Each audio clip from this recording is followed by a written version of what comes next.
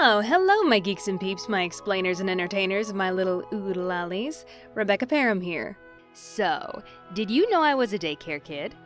Probably not, because I've never mentioned it before.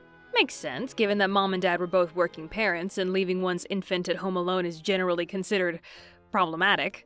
Now, I know it might be hard to believe, but I haven't always been the pinnacle of refinement and maturity that you see before you today. No. As a kid, I was a bit of a rascal. For example, the box story. Now at this daycare we had a big playroom, and in this playroom there was a dark little alcove where custodial stuff and equipment was kept all the time, and one morning during playtime I noticed someone had left a large box there. Big enough for a child to hide behind. Now there's a concept that I call kid logic, and it's basically just a name for that randomness that kids possess, or the absurdity that is their reasoning sometimes. For example, when I saw that box, that's when my kid logic kicked in, and I said, I'm gonna hide behind that box for as long as possible and see what happens. This is a great idea. So when the adults weren't looking, I slunk behind the box and crouched down, hiding myself entirely. I must have stayed there for half an hour before playtime ended, and they ushered all the kids away to a different room for a new activity. And funny enough, the adults were none the wiser I was gone. I've beat the system. Now this is what gets me. It took an hour of me hiding before an adult came back to the room and visibly began looking around for something.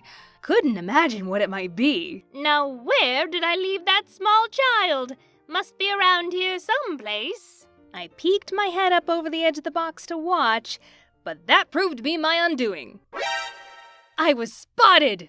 I've been compromised! I got in big trouble for that, of course. I was clearly not good at getting away with things when I was a kid, as you'll see in the next story. Now, one time at this daycare, they brought in a whiteboard, and you were only allowed to draw on it with adult supervision.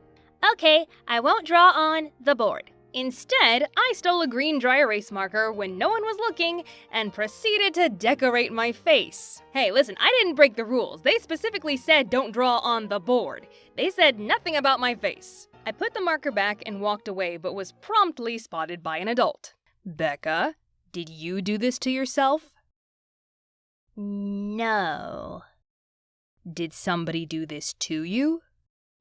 Yes. Who did it? Well, sheesh, I hadn't thought I had that far. And I honestly didn't even think to blame another kid. Instead, that good old kid logic kicked in, and I came up with the most foolproof story that was sure to get my hide out of trouble. I was minding my own business looking for something to play with, and then the markers came over and marked on my face. Nailed it. I will never understand how that daycare worker kept a straight face, but off to timeout I went. So, what are you in for? Disrupting the status quo? Whoa, I stuck gum up my nose. Something I haven't mentioned yet is that my sister Rachel also went to this daycare, and because she's 2 years older than me, she got to be in the big kids program called the Superstars, and I was so jealous that I took to calling them the Stupid Stars. Extra crispy on that burn there, little Becca. But one thing that will always be a significant memory to me is the day I discovered that the Superstars had a Nintendo. Better yet, they had Super Mario Bros. And that, my little oodle-lollies, was the first time I ever saw a console video game. I thought I was looking at magic. And that became the only thing I ever wanted to do at playtime, was go over to the big kid area and watch them play Super Mario Bros. Don't you dare tell me that gamers aren't real entertainers. I was watching people play video games long before the Appliers and Septiceyes and D-Pies of the world made it a thing. But when playtime was over, the daycare staff had to pry me away, kicking and screaming from that TV set. One day, however, I came up with a brilliant idea. When they pulled me away from the big kids corner and sat me down with the other little kids, I proceeded to scream and cry that I miss my big sister, and nothing was gonna console me except being allowed to be with her in the big kid area. I guess the adults didn't know what else to do, so they actually let me go back over. Holy Crayola, that actually worked. Sure enough, I made a beeline for the Nintendo. Screw you, sis, I got video games to observe. It didn't take long for an adult to catch on, and I was eventually pulled away again. When I tried the same shtick, they gently said, Becca, you say you miss your sister, but every time you go over there, you just watch them play video games. Okay, maybe they had me there. Not gonna lie, that's a pretty solid accusation. All right, grown-up, I'll concede to you this time. But one day I'll be grown-up, and I'll watch all the video games I want. Don't you mean play them? No. Now I've saved the best story for last. Even when I started kindergarten, there was no escaping this daycare, because one of the services they provided was picking up children from my elementary school and taking them back to the daycare where the parents could pick them up later. So every day I didn't get picked up by a parent or get on a normal yellow school bus, I waited for a big white van. That sounds rather nefarious now that I say it out loud. But yeah, Rachel and I would wait for the van, pile in with the other kids, and go wait to get picked up at the daycare. And this was a routine my kindergarten teacher knew. She was a very good teacher and kept track of the way each of her students were supposed to go home. So she would make sure I got in that van. Well, I was getting a little bored of the routine. And here's good old kid logic again, because many of my classmates would get to walk home. And for some reason, I decided that was the cool thing to do. I aspired to walk home. But that wasn't gonna happen with Miss Responsibility Pants botching my whole operation. So like the little devil I was, I waited until we had a substitute teacher. Alright, here's your evil genius learner's permit, kiddo. When school ended that day, instead of getting into the daycare van, I hid behind a brick pillar and waited for the van to leave without me. Funny how my sister never said anything. She must have been like, alright, I guess she died. As soon as the van left, I headed off on foot. My house was within walking distance, only about a mile away, but I began to think as I walked that no one was actually going to be at the house, and I had no way of getting inside. Probably should have thought of that before. So instead of walking home, I made the executive decision to walk to the daycare instead. Now, I knew what I was doing was against the rules, because every single time I saw a white vehicle of any sort coming in the distance, I would duck behind a tree or bush as fast as I could. When I was so close that I could see the daycare up ahead, I noticed what was most definitely a white van approaching, and the only tree immediately available was thinner than me. So not only was this tree already insufficient at hiding me, but when I jumped behind it, I didn't think to put the tree between me and the line of sight of the van. So when the daycare staff approached, this is what they saw. I'm revoking that evil genius learner's permit. They stopped the van, made me get inside, and guess who I found in the back seat? The snitch that ratted me out. My own sister. How could you? We were brothers, you and I. Wait.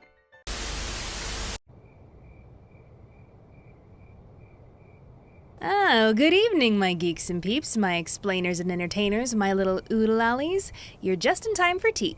You know, the last time we were sitting at my dining room table, we were talking about Daycare Stories, right? Well, who doesn't love a good sequel? Let's jump back to the good old days of making daycare staff miserable. If you remember that last video, you'll remember that my sister Rachel and I went to this daycare together. She was with the big kids, I was with the little kids. But the two of us had been going to this particular daycare literally from infancy, so the staff knew us.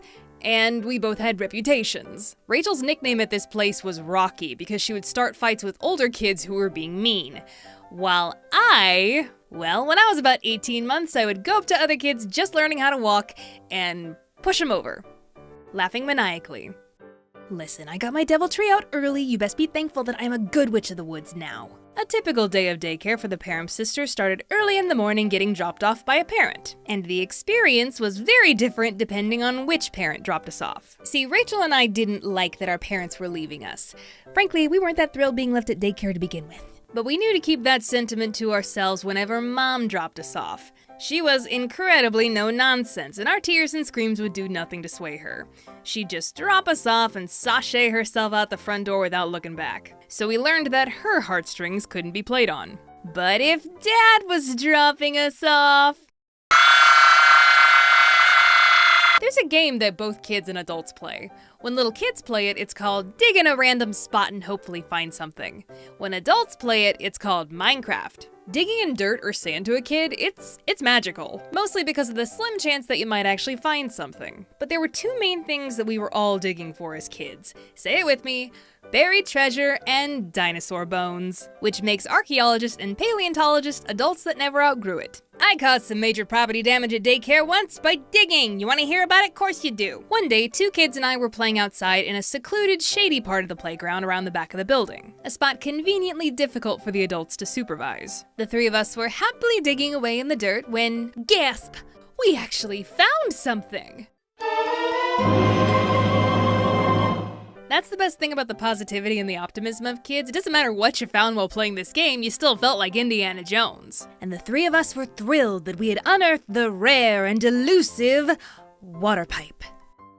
It belongs in a museum! But the moment the three of us walked away for just a second, leaving our dig site unprotected, a random boy saw the exposed pipe in the ground, picked up a big rock, and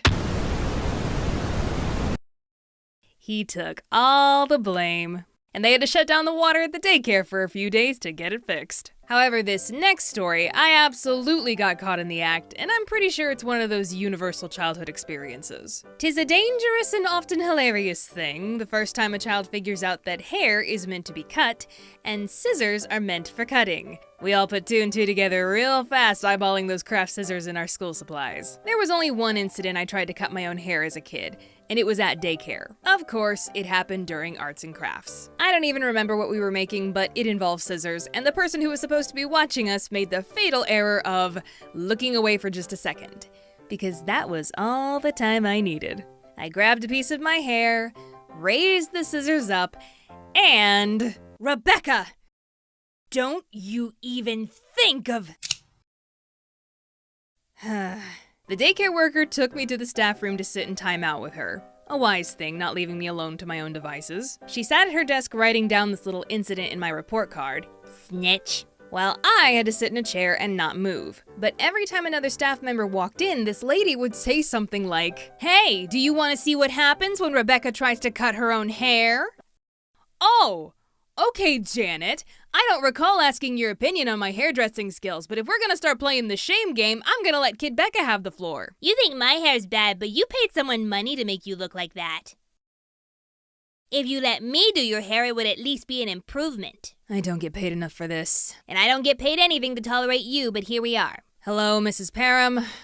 Yes, it's Rebecca again. Mom, I saved you money on my next haircut. Okay, I didn't actually say any of that. But man, I wish I was a fire-breathing roast lord back in the day. Then maybe I would have become an actual stand-up comedian instead of an animator pretending to be one. Did you hear the one about crypto? So as I've said before, Rachel was in a different group than me and we had different activities, so we didn't always get to hang out with each other. But one day, while I was innocently playing with my fellow little kids, an adult plucked me away from whatever I was doing and sat me at a table with Rachel far away from the rest of her group. It was unmistakable she had purposely been isolated from the other kids. All right, what did you do? You haven't confessed, have you? Demand an attorney, they can't prove anything. What actually happened was the staff had planned an activity where each kid was given a glob of peanut butter that they could sculpt into whatever they wanted. And the best part was that they would eventually get to eat their creations. The problem was, ever since childhood, Rachel has been deathly allergic to peanuts. Seriously, it's a 911 call every single time. She's that sensitive. I once opened a particularly potent jar of peanut butter, closed it after just a few seconds, and when Rachel walked through that area a minute later, her eye began to swell. So naturally, Rachel was not going to be allowed to play with the world's deadliest substance to her. Instead, they gave her some Play-Doh and made me come play with her so she wouldn't be alone. Wow, that sounds like such a wholesome sisterly moment, huh? Am I right? Right? Hey, Kid Becca, it's a wholesome sisterly moment, right? Officer, I've never met this girl before in my life. Also, I should have peanut butter. Hey! Don't you try to drag me down with you. Mind you, I did sit there the whole time playing with Rachel, just very angrily. But when the activity was over and Rachel was far away, they eventually gave me a little spoonful of peanut butter for my trouble. But oh my god, what an absolute brat, right? Never mind that it's a life or death situation where you could have one less sister by the end of the day. But hey, listen, I was not always inconsiderate of my sister. Sometimes I was very helpful. You all know about Smarties, right? Not the good kind, the American kind. The bishop on the chessboard of loser candy. I will hear no arguments to the alternative. Well, this daycare was no stranger to giving out this candy as the occasional treat. And one day, Rachel apparently had gotten her hands on a pack of them. The two of us were in nap time together when she rolled over and whispered, Hey, Becca, guess what? What? I got a Smartie stuck up my nose and I can't get it out. Now, as a bright young child with plenty of potential to eventually maybe one day be smart, I had a perfect plan of attack for the occasion. I got a stick. We all stuffed random things into our pockets as kids, and apparently I had a stick that day. Whatever you do, don't move. I shoved the stick up Rachel's nose to try and get the Smartie out. And as one would imagine, a stick is not the most effective nor sanitary tool for such a job. So all I really accomplished was pushing it further up her nose. Ah! Ow! This may turn into brain surgery soon. Just as I thought the Smartie could go no further up Rachel's nose, a daycare staff member walked by and was treated to this cheery sight.